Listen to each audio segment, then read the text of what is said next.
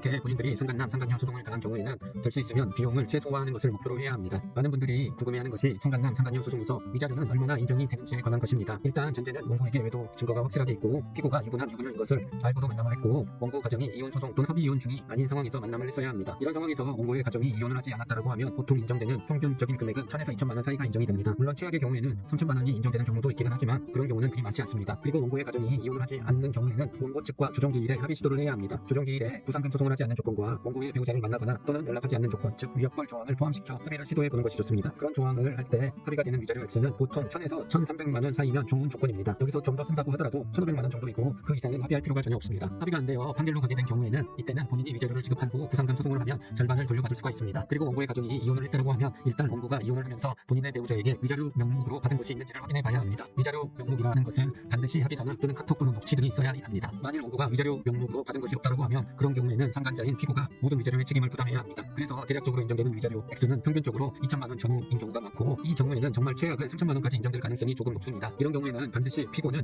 본인의 소송이 조율된 이후 원고 배우자를 상대로 부상금 소송을 해서 본인이 지급한 금액의 50%를 받아내야 합니다. 그런데 만일 본인은 유부남, 유부녀인 것을 모르고 만났고 그런 사실을 알고는 전혀 만나지 않았다고 하면 또는 원고의 가정이 본인이 만나고 있을 당시 협의 이혼 또는 이혼 소송을 하고 있는 중이었다고 하면 또는 원고가 본인의 배우자에게 위자료 명목으로 3천만 원 이상을 받은 경우 또는 원고가 외도 사실을 알고 난 후 3년이 지난 시점에 소송을 한 경우에는 원고의 청구를 기각시킬 수가 있습니다. 그렇기 때문에 이런 경우에는 원고 소송을 기각시키기 위해서 본 소송을 진행을 해야 합니다. 종합해보면 상간자 소송을 당한 피고의 입장은 위자료를 기각시키거나 또는 위자료를 감액시키는 것 두 가지 방법밖에 존재하지 않습니다. 본인이 현재 상황에 맞는 방법을 처음부터 확인해서 기각과 감액 중 한 가지 방법을 대응해야 하고 본인이 판결로 위자료를 지급한 경우에는 원고 배우자에게 부상금 소송을 해야 한다는 점 꼭 참고하시길 바랍니다.